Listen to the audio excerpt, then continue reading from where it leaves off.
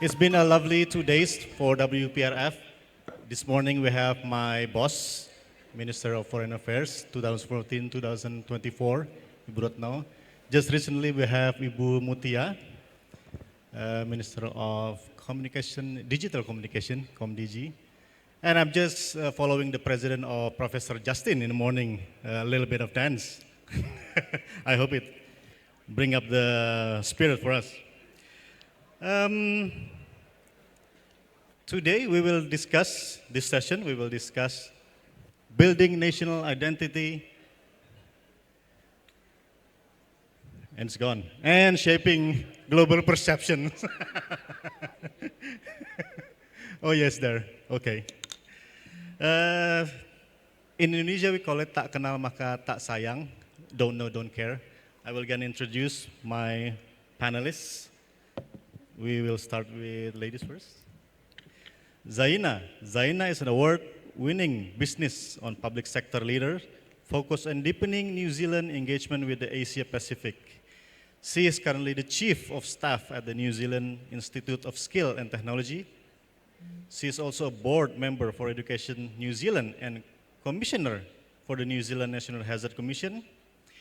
And she received several international awards, including Asia Pacific Woman to Watch.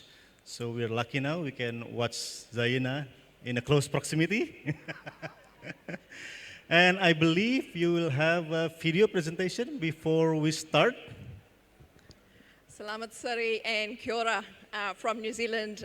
Thank you very much for that very warm welcome. Oh, nice, selamat sore, that's good.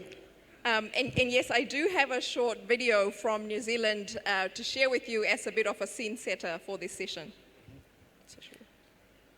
Can we put on the video from New Zealand?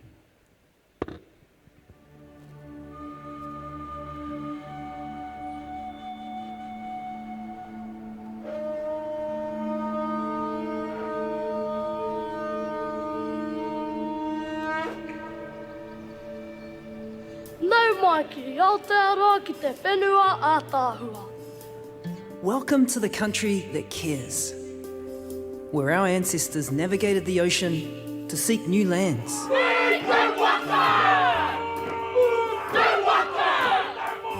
It's a land where our history unites us. Welcome to Aotearoa, New Zealand, the country forged by ingenuity. Wow.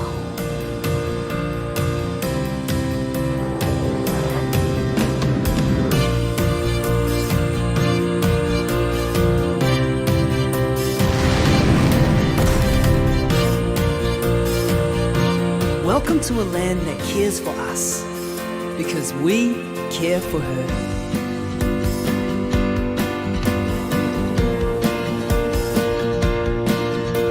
Welcome to a country that continues to innovate with care.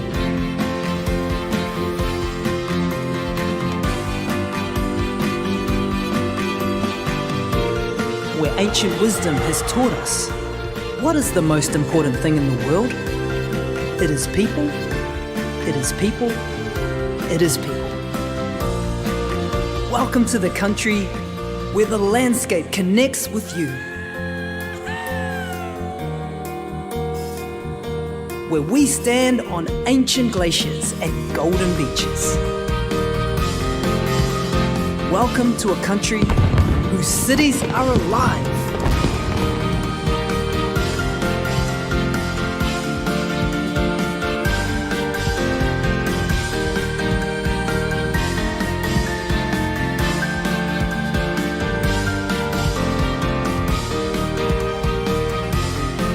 Welcome to a country where learning is embraced. And our manuhiri, our visitors, are welcomed. Partnerships are trusted. And memories are never forgotten. No mai ki Aotearoa New Tirere. Welcome to Aotearoa, New Zealand. Together, we can do amazing things. Together we can do amazing things. Ziena, you have spent most of your career in national branding for New Zealand. Can you share to us your experience? That's a really, really big question. And I could take it in many different directions. I suppose to give it some context, I moved to New Zealand more than 20 years ago as an international student. I'm originally from Fiji, but this is a country that embraced me. And then it became my mission to share it with the rest of the world. My New Zealand education changed the course of my life. And it created lots of amazing opportunities for me, and perhaps one of the strongest of those was when I joined the New Zealand government agency, New Zealand Trade and Enterprise. And New Zealand Trade and Enterprise is responsible for promoting New Zealand trade and investment around the world. And I had an amazing opportunity through New Zealand Trade and Enterprise and through Education New Zealand to spend 10 years living in Asia and telling the New Zealand story, very much like you saw in that video, sharing it with potential investors to New Zealand, with trade partners, with potential students, governments all around the region. And it gave me the opportunity to be part of some really amazing initiatives like the New Zealand-China Free Trade Agreement, which was China's first with a developed country, like setting up innovation centers and business-to-business centers in Shanghai, in Tokyo, and lots of other places as well.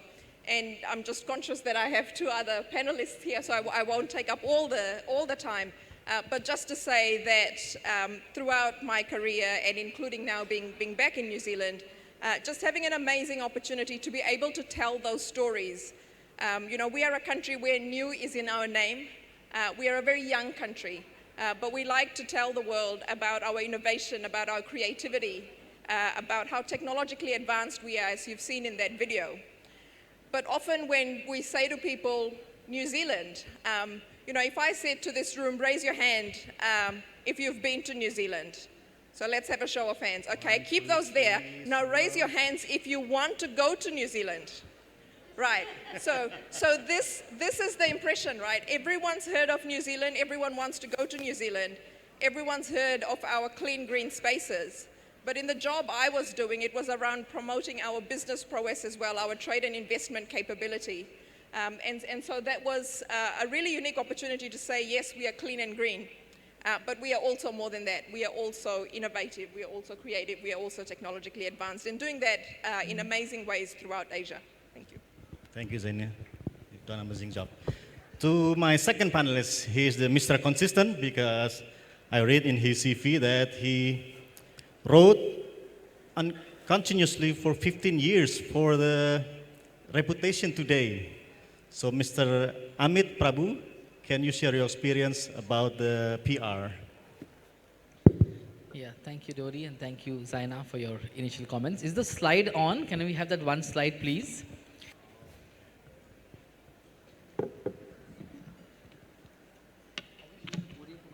Oh, please.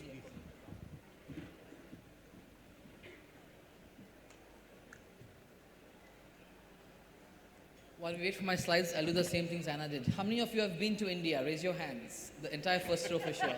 How many of you want to go to India in the future? Raise your hands. Not too many. But you're welcome to India. I'm going to use the next few minutes to talk about... If the slides don't come, I have it on my phone and I'll share it with you. Sylvia, I promise you I'll speak slowly. How many of you in this room have done some kind of yoga? Raise your hands. Quite a few, right? So when India is talked of outside the country, two things happen. One is the thing that people think of is Indian food, and you have Indian restaurants in every city, every country in the world. And in the last few years, people talk highly of yoga, right? So this session is about building national identity and shaping global perceptions.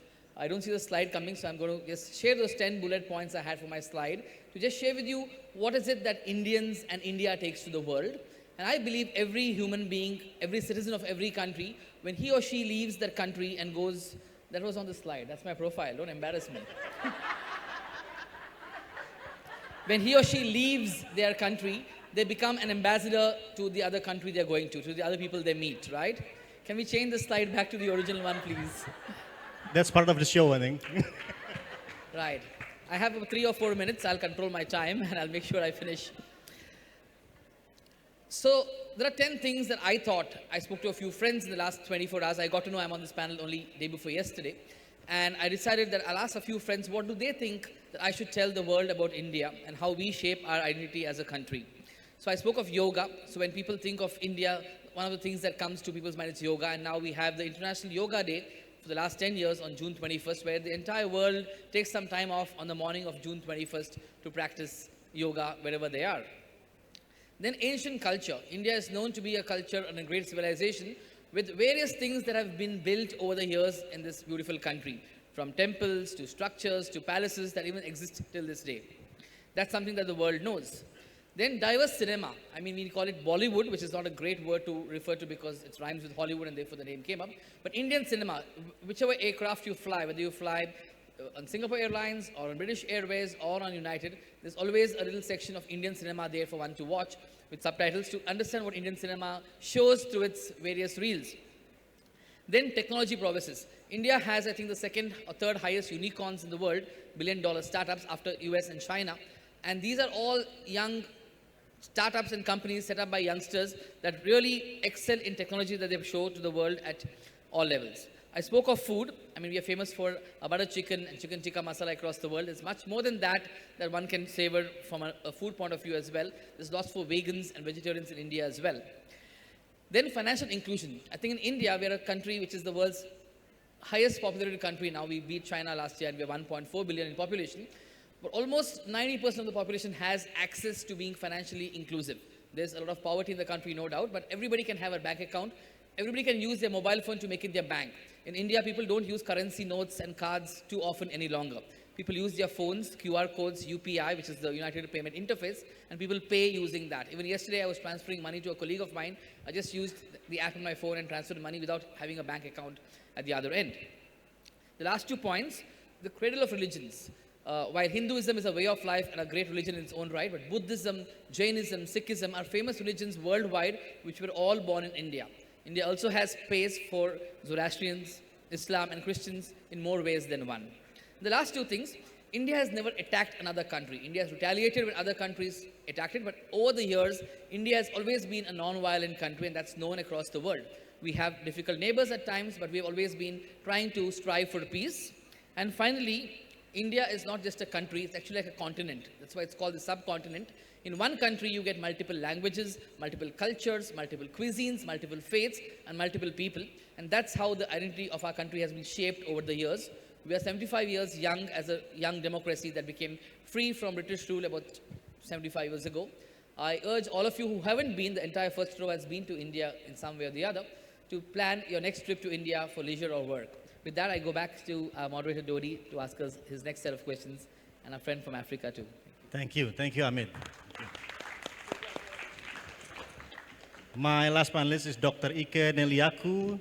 He is a public relation practitioner, development administrator, real estate developer, and whole. Oh, okay. Please, Dr. Ike. Good afternoon. I will need to clarify that I'm standing in actually for the Minister of Information and National Orientation of Federal Republic of Nigeria. He's worked so hard to be here, but just 4 days ago, the President of Nigeria directed him to join his entourage to Brazil for a meeting. So he had to step down. Then he requested somebody else to represent him because I'm wearing my own cap. So he requested somebody else to represent him. Unfortunately, that person couldn't get here before now because of travel logistics and visa issues. So he got back to me yesterday and said I must stand in for him, and then sent his address. So I'm going to read his address. Please.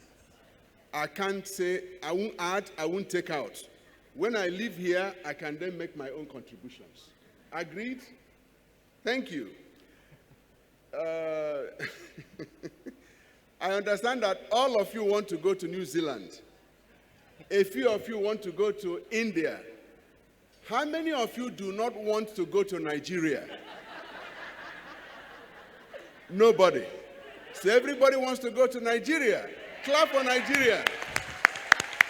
Excellent. Excellent. So according to Minister Idris, he says it is both a privilege and an honor to address this distinguished audience here in the vibrant and inspiring setting of Bali. By the way, he was in Bali just about 2 months ago for another meeting, and he looked forward to coming back. I must begin by saying kudos to the Global Alliance for Public Relations and Communication Management, especially its president, Professor Justin Green, for convening such a great meeting for practitioners in the world of public relations. Today, I bring you the story of Nigeria, a nation rich in diversity, rich in culture, rich in potential, and the vital role that public relations plays in building our national identity while shaping global perceptions. Nigeria's President Asiwaju Senator Bola Ahmed Tinubu has envisioned that in today's interconnected world, a nation's identity goes beyond its borders.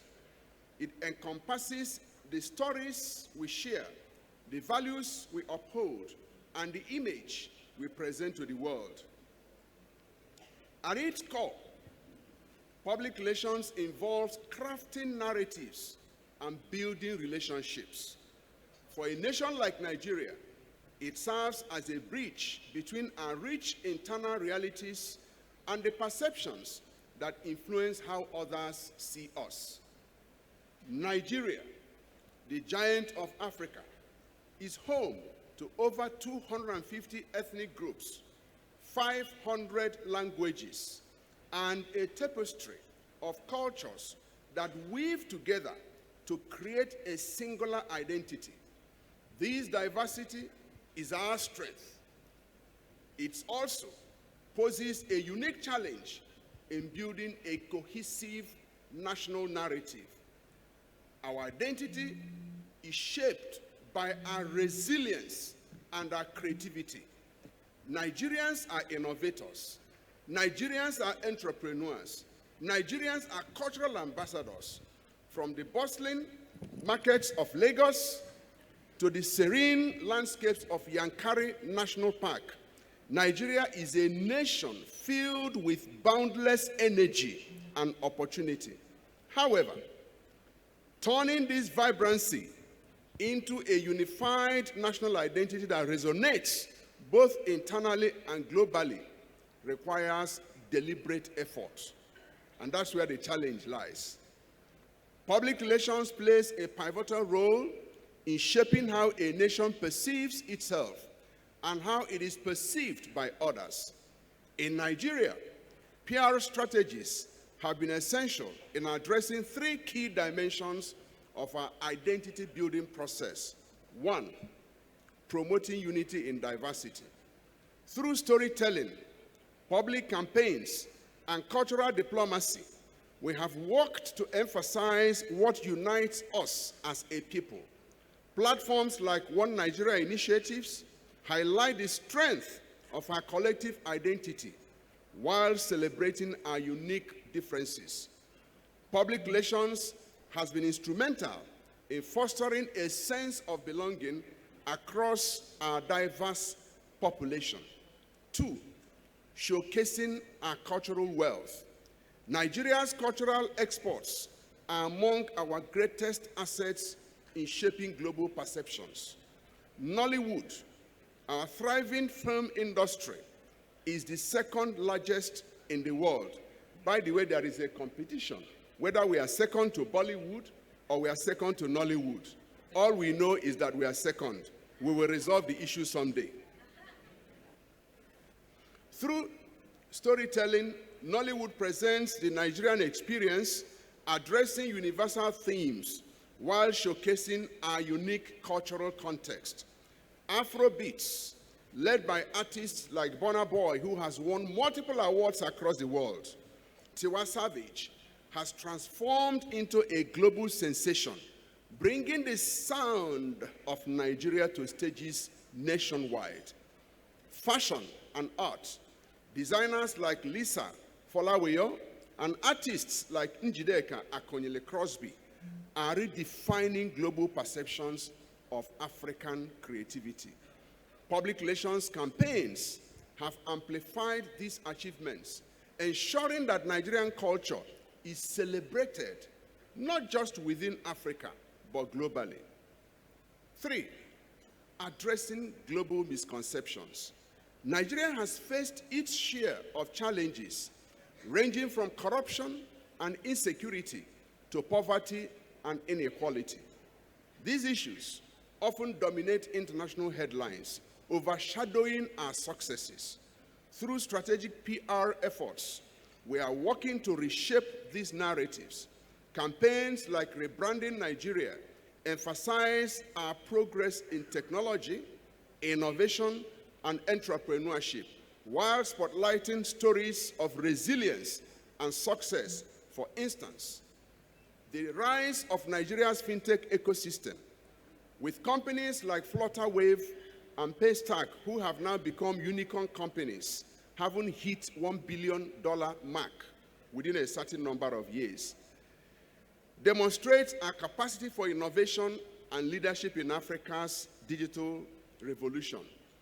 To effectively shape global perception, Nigeria has adopted multi-pronged strategy. And as I conclude, first, cultural diplomacy. By leveraging cultural festivals, trade fairs, and diplomatic initiatives, Nigeria showcases its rich heritage to the world. Events like the Lagos Fashion Week and international film festivals have become platforms for redefining our global image. 2, engaging the diaspora. It's important for you to know that Nigeria has over 17 million Nigerians living abroad. That's the population of a country in some cases. The diaspora is a vital asset in reshaping perceptions. Nigerian professionals excel in fields like medicine, technology, and the arts, serving as ambassadors of the Nigerian story. PR efforts encourage diaspora engagement to further Nigeria's global brand. Digital storytelling.